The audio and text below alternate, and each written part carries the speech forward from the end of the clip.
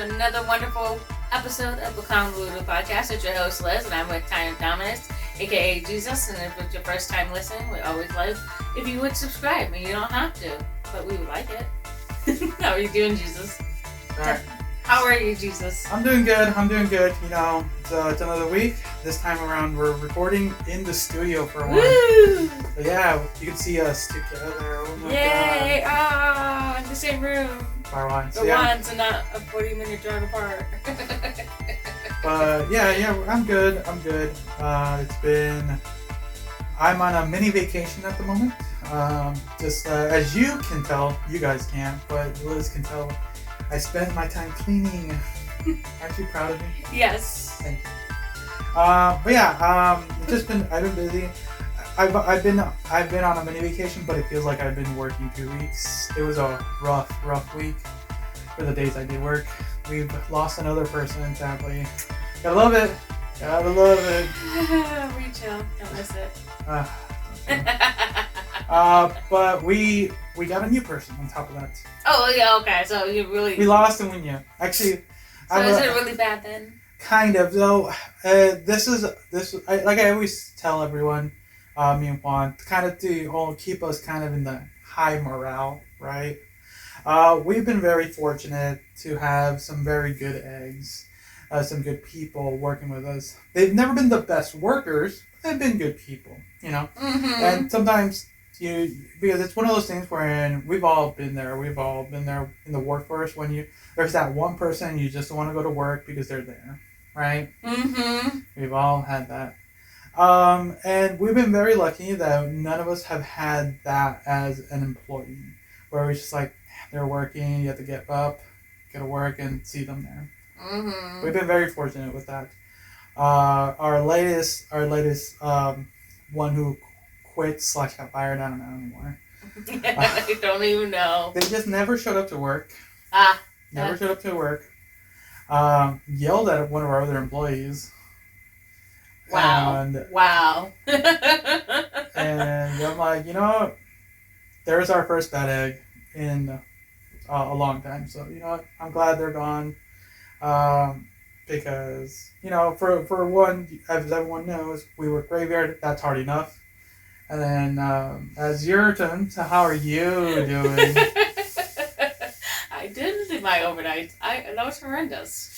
And I was just saying, I was pulling 120 fentanyl vials for the ORs. That's a lot of vials. And that's not including all the other narcs that involved with the shenanigans. This is our dealer right here. If you were only making that kind of money, right? I wish. Right? Goddamn. That'd be nice. But no, yeah, it was a busy night. And then my last final night, I think I was at that point where I was just like, the straw broke the camel's back, and I was just going at it. I was like, I'm done. It's done. Don't want to do these anymore. That's how I ended my Valentine's morning, basically. The technician was in the HUD the whole time. Nothing was pulled. I was pulling my crop and helping them out, and I still got way behind. I'm usually out on the floors by 10:30. No, it was about after 11 o'clock. I was like, motherfucker. I was half an hour late. Yeah. And they were like, they were messaging me a couple days later, I think it was yesterday, this airing. They were like, hey, so are you getting your breaks in? No. Oh, God. No? How is anything going to get done oh, God. No, you're never going to get anything done because you have so much to pull. Because this is the stuff that's not quite about stocked out, but it's halfway there. Okay. So, if it is, it's low, and it's, really gotta be stocked. But, no. Yeah. there's so much of that, like whether you like your IVs, your everything, and it's very tedious work, and it's just long when you have to stand at a machine and put all these machines and you gotta scan them, and sometimes you have to scan the barcodes of the area they're going into, and you're like, is this over yet? Is it done? Is it done? So, and you never know which machine could be like the biggest because they use so much, and then you get, or the area that might use so very little, and you're like, you never know. It's a gamble. Damn. You had a week as well. Yes! Oh. Thankfully, you don't have to do that for another couple months. There you go. There you go. See? There you go. You're doing it. You made it. I made it. This time. This Barely. Time. Oh, God. So we survived. Now it is time to jump into some of the news and see how this week. It's been like we mentioned before. It's been an interesting week. It is a week of Valentine, or has been the week of Valentine. Super Bowl's over. A lot has happened in that time. For us, it feels like it's gone kablooey, but.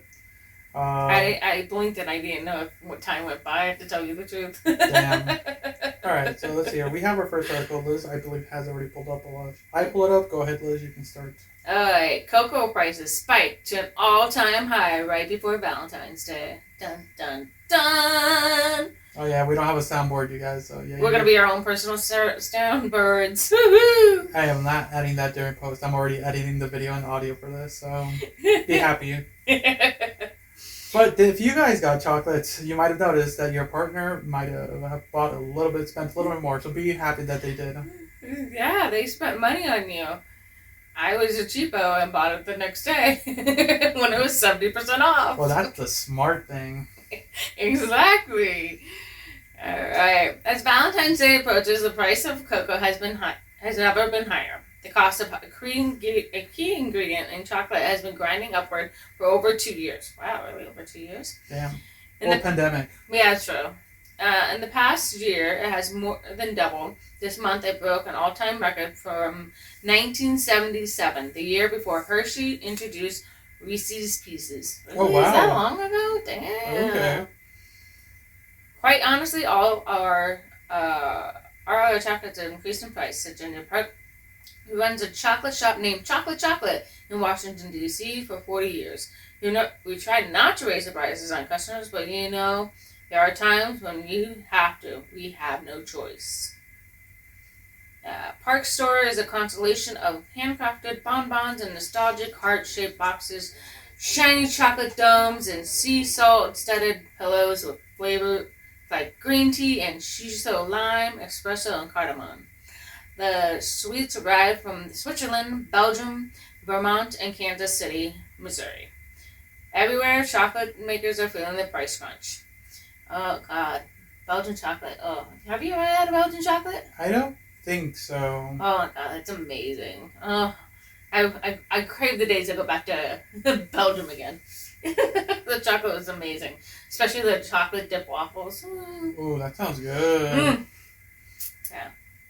Pre-pandemic, our Belgian chocolates were around $65 a pound, and now they're $85 a pound. That's a decent price hike. Yep. And so it has really gone up, and the same with artisanal.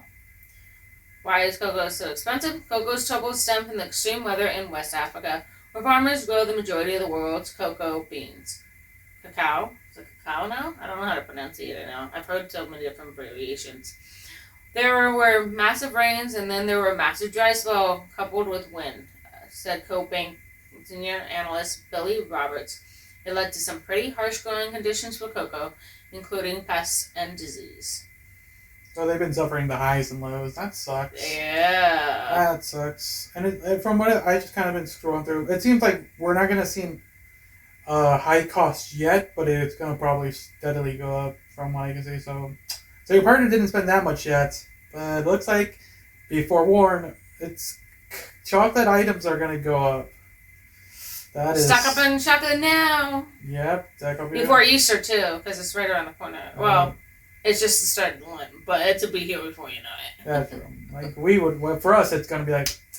Yeah, I know. I'll be here. Oh, That's kind of rough. It's one of those things where we talk about these like things, the things that are happening with the food industry, the economy, and for sure, I would say chocolate is one of those few like delicacies that we should try to avoid overindulging. It's not bad to have a piece of chocolate every once in a while. It's great for your heart, and there's so many other things, benefits, antioxidants. Unsweetened chocolate, of course. And dark chocolate. No dark chocolate. But it's one of those things where definitely it's good to treat yourself every once in a while. I kind of wish we had chocolate right now. It's one of those things where you start. We were talking about earlier, while we were kind of prepping for the show. When you think or view food, you kind of start craving it. Mm-hmm. And I'm like, damn, talking about this chocolate makes me want to like a piece of chocolate. Oh, chocolate. But it's true. It kind of sucks where the price will make it harder what most major companies are probably going to do is they're going to probably dilute their chocolates. Oh yeah, Think about it. Hershey's has done it for a while, and I just noticed the difference. It's not as the thing is, at least for me, since I've gone, my sugar intake has gone down in the last couple of years. Gone up a little bit in the last year and a half.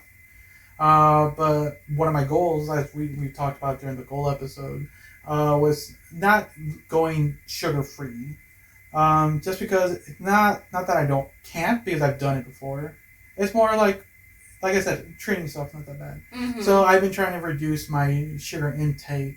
And it's not bad to have a sweeter once in a while. But for sure, if I'm going to get something, I'm not going to get myself a Hershey bar. I'm going to get something a little bit more costly and worth the money, I would say, and enjoy a piece instead of an entire bag. That's my philosophy. True. I get that, yeah. So unless you're like me, who puts it in the household, and everybody has some of these. That's true. The thing is, I don't eat chocolate at home. I eat it while I'm working for just little bursts of energy. True. So I wish I'd done that during my whole thing, but I didn't have time to stop. I didn't have time for breaks. Future goals. I'm just gonna stuff chocolate in my pockets and walk around. Oh God, no, Liz! You're gonna have melted fingers. Ew. Oh, the scrubs will be covered in chocolate. And then when people see your fingers, they're all like, "Why is this all brown?" Ew. Why are your pockets brown? What are you eating next? No. Gross, Liz. Gross. Yeah, I would keep it bagged. Alright, let's if somebody pisses me off, I'd fling it out. Oh God, they're like, oh God, I feel so bad for them because they don't know what's coming to them. It's not bad, but it feels bad. Yeah, it's warm. Oh God, Liz. Actually, this leads into perfect, because knowing that, hopefully that's not one of your traits, because now there's a new trait for dating apps up there. So apparently there's a new app, everyone, for a new dating app. So it Valentine just passed, but there's always time to find that special someone out there. But the new one that's being put out there is. Only lets you apply if you have a good credit score. So. Do you have a good credit score? Yeah, I actually do. I have a decent one too. I have. Let's see. Do it quick. All right, guys. You guys are gonna know our credit score really quick. Let's do it really quick. I can cut a little bit of this, but yeah. Because for the most part, yeah, I keep. For anyone listening or watching who's in America, because credit is apparently just an American thing mostly, it's one of those things where having good credit just means you're very good on paying things on time, avoiding any delinquencies, and things of that nature. I think that's the best way I can explain it, right? Yeah, basically paying off your debts and keeping on top of your bills. Just being a responsible adult. Okay? Mm-hmm. As long as you're a responsible adult, you have a good credit score. Yep. So, my credit score is sitting at an 802. Wow, you're better than me. But of course, I've been paying for trips, so I guess that's my fault. So what are you sitting at? My transit union is $7.52. That's pretty good, though. That's pretty good. So I think let's find out what the article said. Let's see. Would you be able to apply? I hope so. Because I feel like I think my score would. Let's see here. Love might be blind, but it's not fiscally irresponsible. That is true. Mm-hmm. At least not if a new dating app has its way. Just in time for Valentine's Day, Score, that's the name of the app, a new app and website for financially minded hope to attract people with good to excellent credit who know the importance of monitoring their finances, no one with credit scores less than 675. He's allowed to join. Wow. So you made it. You made it. Yes. I could buy over 100. About 100. So a score of 850 is considered perfect. Oh, so I'm near the top. Okay. Oh, Ooh. okay, Mr. Perfect, apparently. Hey, I'm almost there. I'm good with my finances. Actually, I'm good managing my finance. I'm good at paying my bills, so I can There tell it you is. that. There you go. I'm good at paying my bills. Let's go with that. Like, wait. I'm thinking, like, how much do I have on my bank account? No. I'm good I don't make enough, but I pay my bills. I pay my bills. There you go. I have a roof over my head, and I make sure I do. There you go. Let's see here. Scores is in creation of the Neon Money Club, a black-owned fintech company that has partnered with the American Express to launch its own credit card, the Cream Card. Cream card. Here's my cream card. Can I cream you later? That is funny.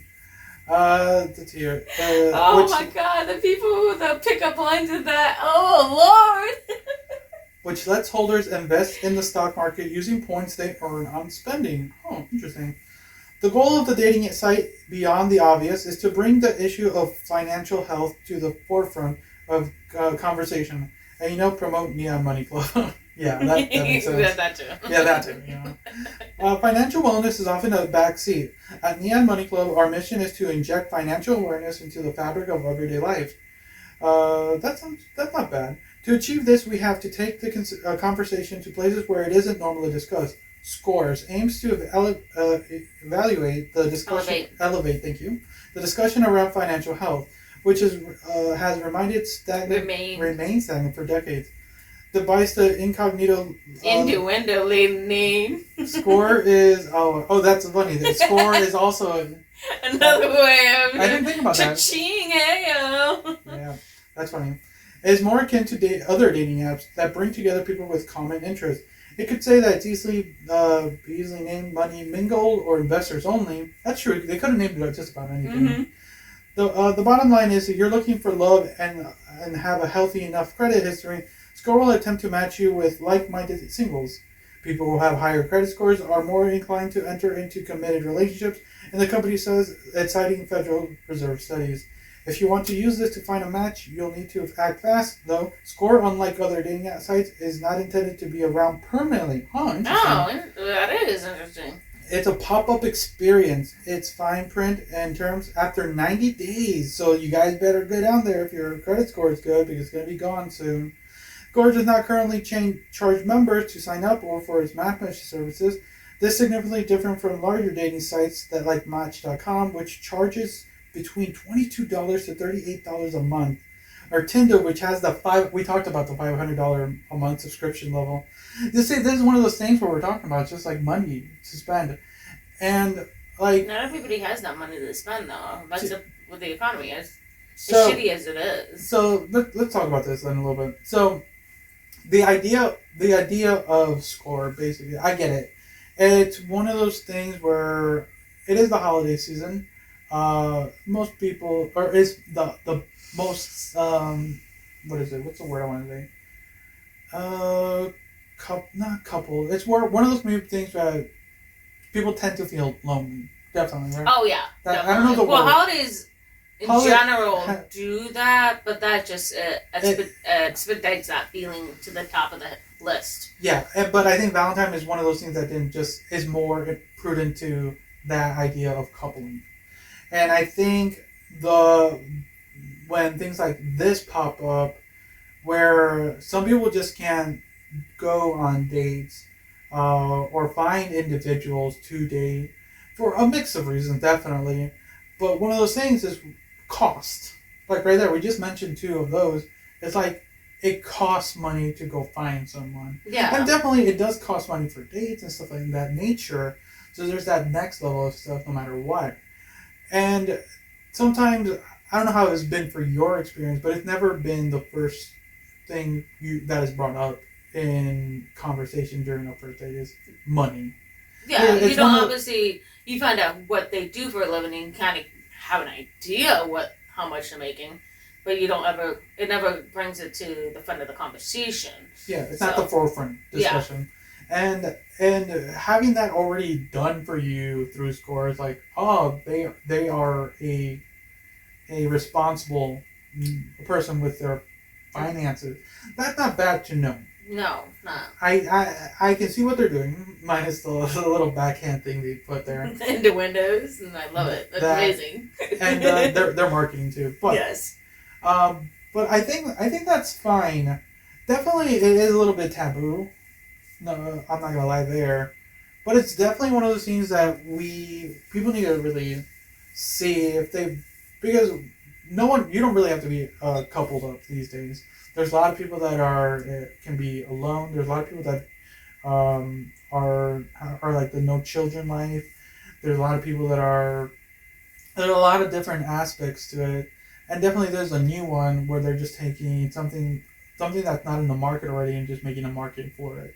So yeah, they definitely cashed on that. Literally. Or actually, because they're not officially cashing on it. Yeah, but I mean, they are bringing it. They are cashing on the idea that they brought that to the forefront of conversation. So, and then whatever they're partnering with, because they partner with American Express, I think that's what I read, and have the cream card. So I'm so gonna laugh at that. It's probably a credit card that you can get through going through Score. That because you have excellent credit, you can get the cream card, and it's probably whoever's getting that cream card is going to be the only time like you'll ever get it, unless they do another pop-up experience. True. Which I that's not bad. We might do a little research after we're done recording just to see what the whole thing is, just to give us a little idea. We might add a little bit like an interlude in here if there's anything more interesting that we find. But for the most part, I think the idea is fine. At first, we're just gonna make fun of it, but I think it's a well thought out plan. Yeah. No matter what, because dating apps are still dating apps no matter the day. It just adds another level of like, oh, this just gives you more information on the individual. Like they are financially understanding. Yes. And I think that's fine. That's fine too. I get it. So, any other thoughts or final? No, I think it's awesome that I think it is a really eye-opening experience for somebody who's single. Like, hey, like this should be a topic of discussion. I absolutely freaking agree. I mean, if you're going to be dating somebody and you want to eventually be in a long-term relationship, you want to know where they're at financially. Are they going to be stable enough in your lifetime? I mean, I've been down that road. Mm. Yeah, so, but I think that's a great conversation. All right. Let's continue kind of staying on what happened on the weekend in this past week. So, as everyone knows, Taylor Swift's boyfriend's team won. And everyone hates that's being said that way. So the Chiefs won.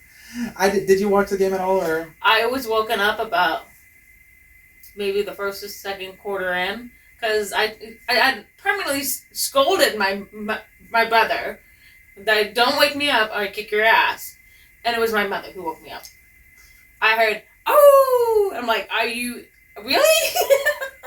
I'm sleeping, mother. I was just at work this morning. So, rough. Yeah. I'm sorry. So, yeah, I personally did not watch the entire game. I watched the first 5 minutes. Then they announced a Deadpool trailer. And I immediately went to go do my reaction to it. If you already saw it on YouTube or on TikTok, thank you. And then I came after uploading, and I probably spent like 10-15 minutes getting all that ready. Then I went back to watch the game. So you saw the halftime. Actually, I did not watch halftime. I think I only watched the first quarter and then the half of the second quarter. And it was time for me to go to bed since I worked that night. Yeah, that's true. It's one of those things where the only reason I was watching it was for two reasons. One, I was hoping someone did it. I didn't really look hard for it. Someone's going to have a Taylor Swift ticker watch, see how many times she's going to pop up on the screen. Because they were pushing her a lot. And I don't blame them. Because one thing that's not in this article that we're about to read is that this was the highest viewed Super Bowl in the last couple of years. Oh, really? I didn't even know that. Yes. I didn't. I really didn't. So, yeah. Well, it makes sense because they had a brand new audience that were watching it. All the Swifties. Yeah, all the Swifties. Blech. Hey, we love the Swifties here. We love the Swifties. Sure. Go after her. But definitely, there's a lot of people that were happy, were watching her. They saw her drink a beer. I'm like, oh my god, that was crazy. But for me, when it comes to the Super Bowl, I haven't really watched a game. I'm good at watching competitive sports finales. I'm not an active watcher of a team or I don't have a favorite team or anything of that nature. But when it's time for like the finales, I enjoy watching competition to the best. Because I used to play basketball back in high school. You? Basketball? Yeah. I did not know that. Yeah, before I moved out here in Oregon, I played basketball and I played bowling. Those are my two sports. Very nice. So I know competition and I enjoy watching competition, but I don't think I'm team centric. At least when I moved out here, I used to be a big Bears and Packers fan back when I lived in Chicago. Bears and Packers, you know they're definitely enemies of the Midwest to each other. I mean, but here's the thing: if one was making it to the top, I had two. So. Because I had family who rooted for both. Oh, okay. And I was we were kind of divided with the Midwest family. The Bears or the Packers. It was one of the things. Mostly the Bears. And it was one of the things. Once I moved out here, it was like I kind of lost my interest in that sports mentality. But that's to say the least. But anyways, going back to the story we're reading, the Chiefs won. It's a time to celebrate. But sadly, the celebration that happened led to some disaster. So, in Kansas City, 8 children were amongst 22 people hit by gunfire in a shooting at the end of Wednesday parade to celebrate the Kansas City Chiefs Super Bowl win. Authorities said, sending terrified fans running for cover as yet another high-profile public event was marred by gun violence. One of those victims, a mother of 2, identified by her radio station as DJ, was killed. Kansas City Police Chief Stacey Graves said 3 people had been detained as part of the investigation. She said that she has heard that fans may have been involved in tackling a suspect, but that couldn't immediately confirm that. I did hear that. I actually watched the video of him, one fan jumping on him, and then 2 other people holding him down. Good. So it's one of the things we can keep reading, but it's one of those things where it's like everyone's there for the same reason, to celebrate the Chiefs Super Bowl win. Everyone's there for the same mentality. And from what they've already investigated, it was not there was no political stuff, terrorism stuff. It was just people scuffling. Just individuals amongst each other. Couldn't have figured out somewhere else and not there? Just seriously, this is bullshit, y'all. And then just bystanders got hurt along the way. It's one of those things 22 of them, right? 22 injured, 1 dead. That's sad. There's a lot of social media posts of people interviewed, people who were there. Because that's one of those things where it's it's a time to celebrate. Your team has won. Everyone's there for the same thing. Everyone should be happy. But it's all soured because of some bad actors. And that's what's sad. Luckily, it didn't escalate too much because it could have. Yes. I'm glad people stepped up and took down the bad guy. And on top of that, I'm glad it's one of the things also where it sucks. It was something, I don't want to say miscellaneous, but it wasn't nothing super malicious. Yeah, but still, nonetheless, Because nobody no, should have been harmed. true, but Should have like taken it away from the crowd. Like they weren't involved. They were not a part of that conversation. They were not part of whatever scuffle that was going on between those two people or three people, whatever it was. But 22 other people who were innocent bystanders, and the one 23 technically. If you think about the fatality, but still, that's wow. So yeah, that's what we'll see what happens with that. It looks like we're probably nothing's gonna change. Sadly, No, it doesn't. it's just one of those things because apparently, from what it looks like, apparently this also happened back when in downtown Denver when the Nuggets won the NBA championships. I thought something happened like that back when, remember, the Lakers won like what 3 or 4 of them in a row. There was always some sort of shooting. I mean, Something happened. I lived in SoCal. There was always something going on, some riot, or one thing or the other. People get wild up, definitely. Yeah. But it's when things just get out of hand. That's the thing. Like, I'm not gonna say proper damage is allowed, but if proper damage is the only damage, I think that's fine. Then people getting hurt. Yeah. Well, except for small businesses. Well, that might be a topic for one of our bonuses. Oh, maybe.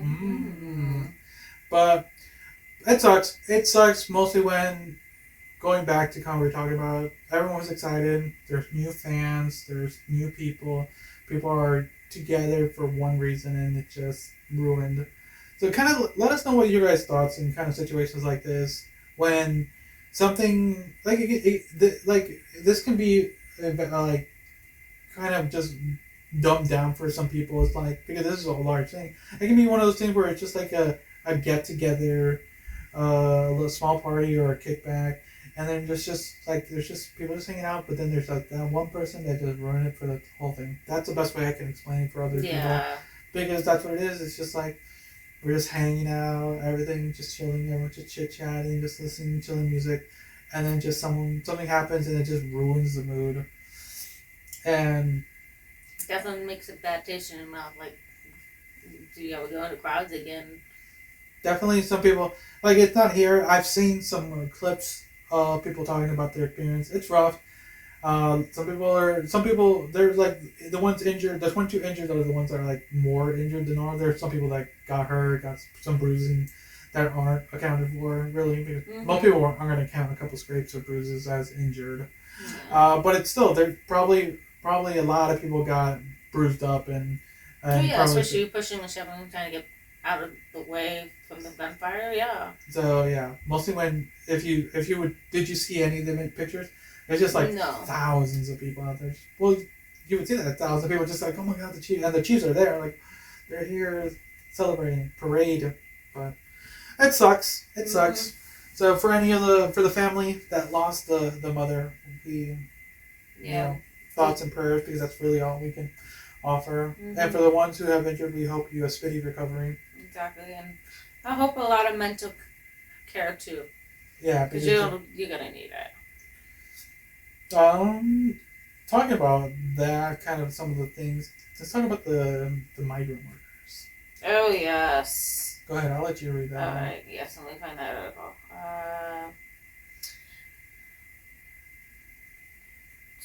How children migrants are put to work in unsafe and illegal conditions. Migrant children in the U.S. are working some of the most dangerous jobs in the country, and private auditors assigned to root out unlawful labor practices often overlook child labor. The most common job for a migrant child also is one of the most hazardous, roofing and construction, despite laws prohibiting anyone under the 18 from doing so. Laura Baron Lopez discussed more with Hannah Dreer. Okay. Do you want to go into the full transcript? Let's find just kind of what we need. Most jobs for migrant children coming to the U.S. is also one of the most hazardous, roofing and construction, despite federal law prohibiting anyone under the 18 from doing so. Let's see. Try to find any of the information I read. How did the companies respond to your investigations of these children were missed repeatedly? Oh wow, that's a lot. Yeah, there's a lot going on. There were children working usually the night shift with fake IDs doing jobs that are totally off limits for minors. Industrial jobs working assembly lines, working with caustic chemicals at slaughterhouses. And despite the fact they were private auditors sent explicitly to try to find it out if these plants were using labor, these kids were missed every single time. Oh, here's a section. See here. It says here, many of the migrant children are working in roofing, and you spoke to more than 100 children roofers. They actually spoke with 100 children roofers. Damn. What kind of tasks are they assigned, and can you give us a picture of the type of serious injuries that they might have when they were working in these jobs? Did you find out for it? I did not. Okay, it says, I went up to the sites on some of these children's, and then the conditions are terrifying. They are at sometimes 30, 40 feet. They're working without harnesses or training, and sometimes they're falling. Roofing is one of the 3 most dangerous jobs in the country. It is something a child should never be doing. These kids are working 12-hour days, and in a lot of cases, they are getting hurt. I spoke with a family of a 15-year-old who died in Alabama after he fell 40 feet. He was replacing the roof of a warehouse, and a 16-year-old who this summer was killed in Florida when he fell from the roof of a house. Even with children aren't dying, I mean they're getting terribly injured, and that goes for all this work. They're getting their legs ripped off and slaughterhouses, their arms getting ripped open. I think we talked about that. And sometimes they're working overnights every night, going to school, and then they're sleeping deprived. It's terrible for their health. So we kind of get the gist of it. Yeah, it is pretty gnarly. It's crazy. Like, you would think that we would have laws. We stopped the laws. We have laws, but they're not being forced because they're migrant workers. No, that's also because some of them, I went a little bit deeper. Apparently sometimes they get reported and they just they get overlooked. It's absolutely nuts. And it makes sense from the migrant, because they're trying to just earn money to support their families and back home wherever they are from. So it's one of those things where it's definitely on the company's point to make sure who they're hiring is who they're hiring is who they really are. Yeah.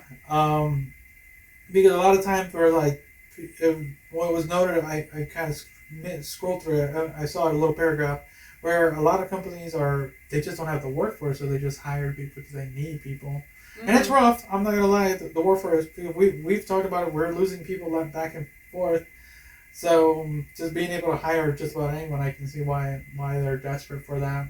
I mean, I thought it was just recently, in the last couple of years, McDonald's was hiring 14-year-olds. Yeah. I mean, it's not much different. I remember seeing signs for now accepting 15, 16-year-olds. Yeah, or no, 14-year-olds. 14 and 15-year-olds. I was like, wow, that's they're really desperate to have people in the job force. I mean, I guess it is what it is. I mean, if you want the company to thrive, you hire who will be willing to work. And that's the thing. It's they're hiring people that are I want to work, and then it's on the workers who aren't properly trained, because you're putting them in a situation. And I don't know if you ever been roofing. No, but I've been on the roof.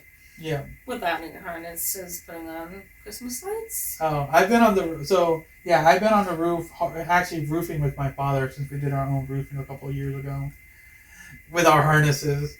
Without? Yeah, and this is not this house, because my house is 1 story. Because if you fell, definitely you will get hurt, but you won't perish if you fall in the right place. But anyway, you'll die. You can still. You remember our old house? Yeah. That's where I was putting those lights up on. Yeah, but my old house, we had a 3-story house, and we were doing the roofing there. Oof. And it was slanted, so I would have to bring up those shingles up to my den and be up there with them hammering. Oy. You crazy. So. You crazy. And definitely it's the other things not only that, the heat, the time of year. There's so much. So yes. it sucks. It sucks that this is kind of where we're at. This is where the people are at the moment, as far as the workforce and things like that nature. So we can't really do anything, but we just can report it, because it's sad, because it's children losing opportunities, like in passing, getting injured, because then what are they To going to do? have like a real life, basically, in essence, of even a childhood in general. Like they shouldn't be focused on that. That we should be focusing on being kids. Exactly. Ooh, talking about kids. You want to go to that one? Go ahead. All right. Go ahead and go for it.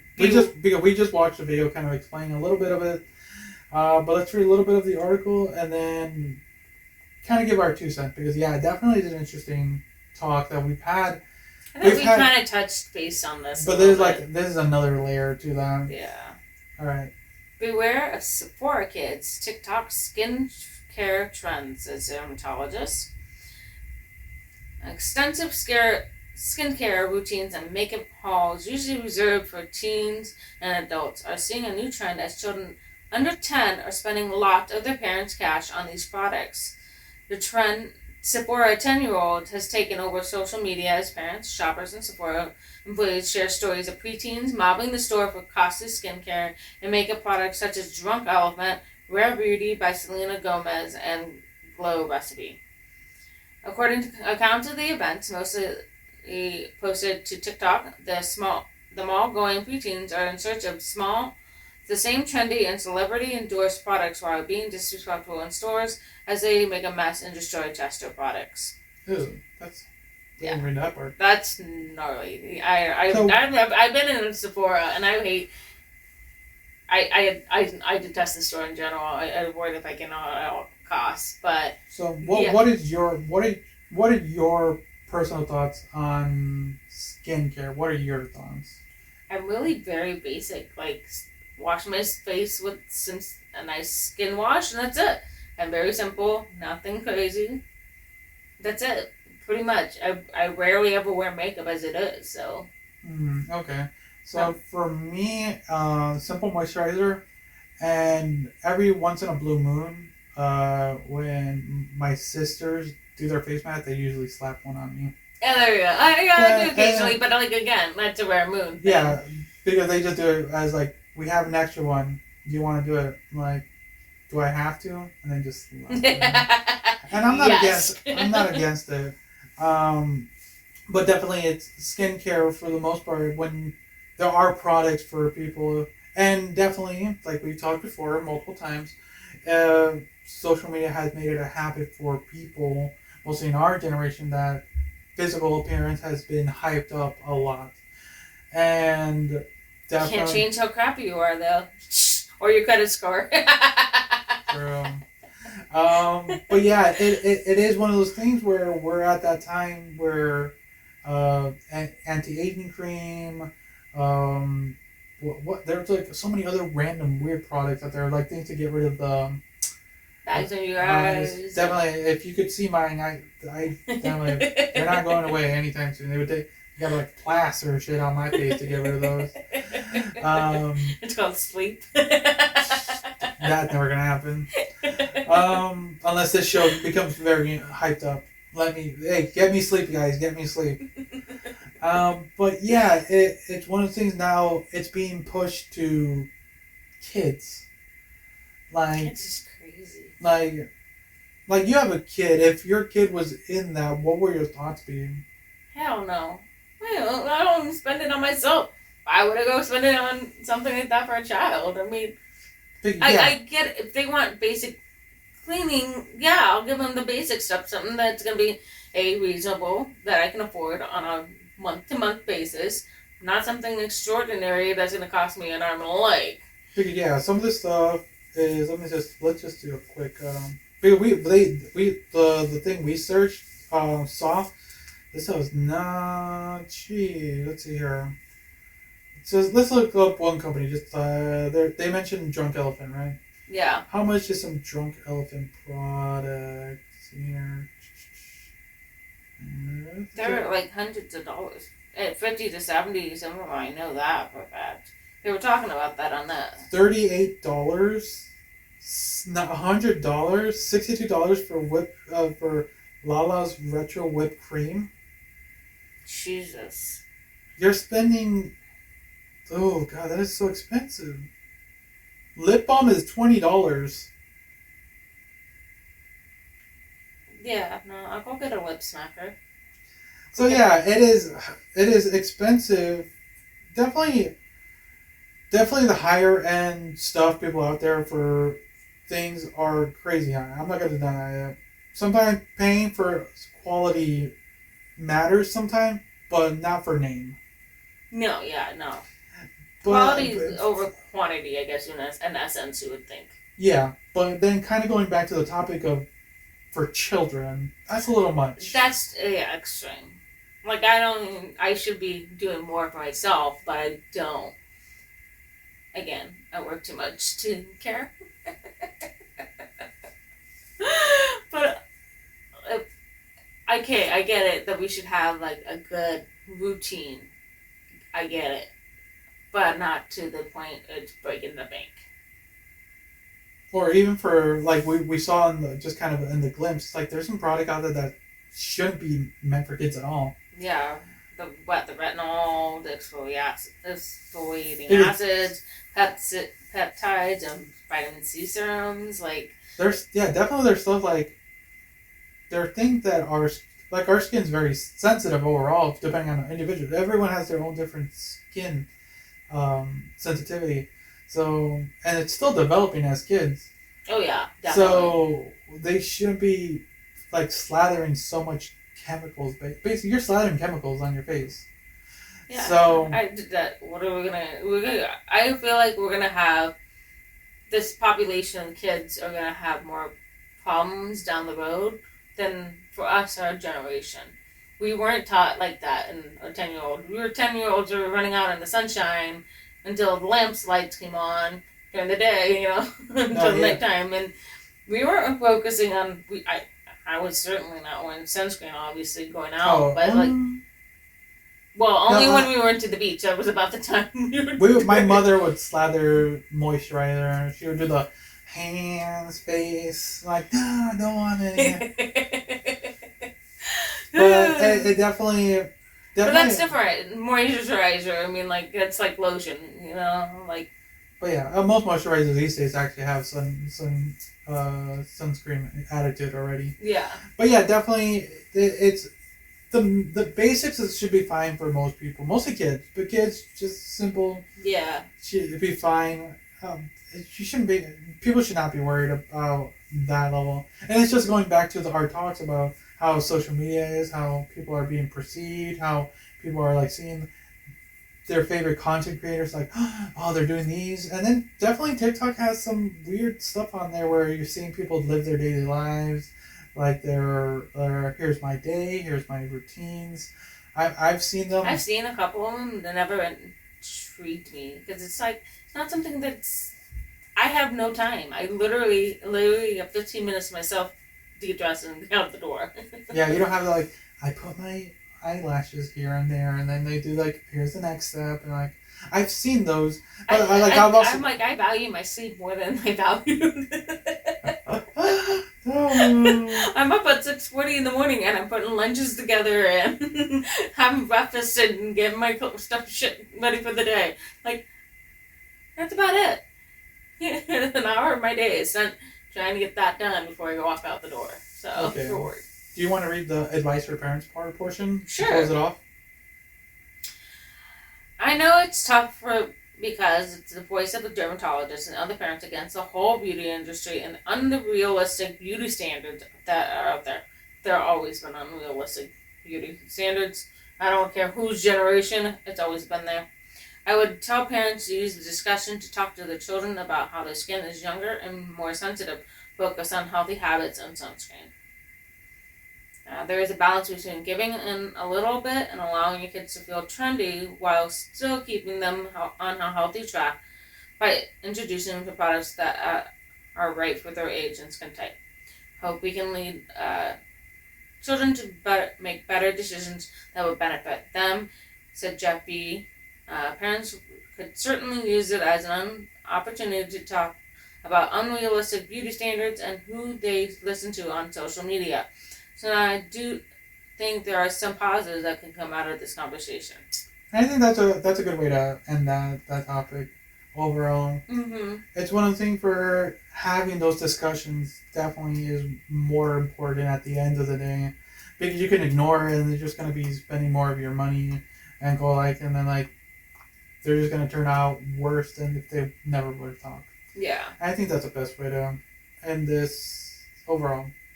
I don't know how long we've been recording because we don't have the timer, but I think that's fine. That feels good. That was a good episode. I hope you guys enjoyed it. I know it's a little bit a different one this week. Hope you guys enjoyed Different it. setting. Different setting. Mostly because, like you said, we're working on those final. Now, if you made it this far, now you'll know we are working on those bonus episodes. Woo! So you made it, you know finally. So that's why we did this episode, because we have made this. We're gonna be starting doing the bonus episodes after we're done recording this. But yeah, we're finally getting things done. You see, we promised, we're delivering. But definitely, yeah, it's a wild one. But any final thoughts for this one? Nope. Talk to your children. Make things, understandable to their knowledge, and it's okay to say no. You can be the what did we talk about? Not gentle parenting. Yeah. So yeah. It's okay. You can tell your kid no. So there you go. So everyone, thanks again for listening or watching. Until next time. Bye.